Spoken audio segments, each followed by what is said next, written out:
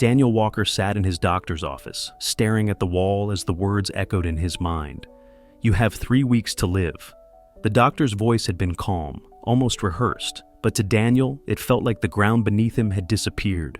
Stage 4, cancer. No treatment options left. Just 3 weeks. The drive home was a blur. He didn't cry, he didn't scream. He just sat in silence, his hands gripping the steering wheel as if it were the only thing keeping him from falling apart. That night, he collapsed to his knees in his bedroom. "God, I don't want to die," his voice cracked. "I don't want to leave my family. I don't want to live in fear anymore. I need you." Tears streamed down his face as he poured out his heart, not just about his illness, but about everything, his past mistakes, his struggles with lust, the anxiety that had chained him for years. "Jesus, if you're still healing people, if you're still listening, please, heal me." For hours he prayed, weeping until exhaustion overtook him. When he finally fell asleep, something miraculous happened.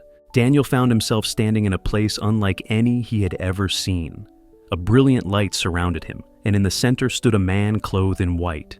His eyes held the depth of eternity, yet they radiated a love so pure it made Daniel fall to his knees. "Rise, Daniel," the man said gently. As Daniel looked up, he knew who stood before him. "Jesus, you have been crying out to me, and I have heard you. Your sickness is gone. I have erased every trace of it. But I have a message, not just for you, but for all who struggle." Daniel felt his breath hitch. Was this real? Jesus continued, his voice both firm and compassionate. "To those battling sickness, do not fear. I am still the healer. No disease is beyond my power. Some I will heal instantly, others through the hands of doctors, and some will find healing in eternity. But know this, your suffering is not in vain. I walk with you in the fire." Daniel felt warmth wash over him as the words settled in his heart. To those struggling with mental health, I see the battles no one else sees. I know the thoughts that torment you, the pain you can't explain. You are not alone. I have conquered darkness. Hold on to me, for my peace is greater than your storm. Tears filled Daniel's eyes. He had spent years hiding his anxiety, pretending he was fine, but Jesus saw it all.